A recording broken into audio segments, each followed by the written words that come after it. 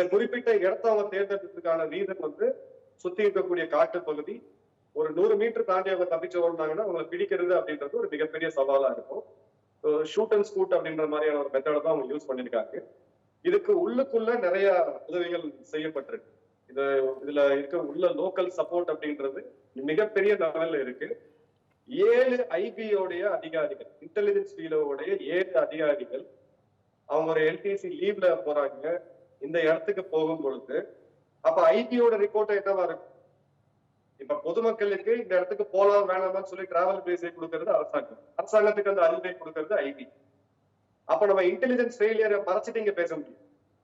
7 அதிகாரிகள் குடும்பத்தோட அங்க போறாங்க. அவங்களோட அடையாள அட்டைகள் செக் பண்ணப்பட்டிருக்கு. ஒரு கடற்படை அதிகாரி அங்க போறாரு. அப்ப அந்த ரிசார்ட் இருக்கக்கூடிய கெஸ்ட் லிஸ்ட் அதை யார் கொடுத்திருப்பாங்கன்ற கேள்விகள் இப்ப எழுது. நிச்சயமா அதற்கான எண்ணெய் விசாரணை போகும். இதற்கான அக்கௌண்டபிலிட்டி நிச்சயமா வேணும். இது ஜஸ்ட் இது ஒரு தாக்குதல், நம்ம பதில் தாக்குதல் நடத்துறோம் அப்படின்னு சொல்லிட்டு கடந்து போக முடியாது. உளவுத்துறை, இந்தியாவுடைய உளவுத்துறை இப்ப விழித்துக் கொள்ள வேண்டிய நேரம் வந்துவிட்டது.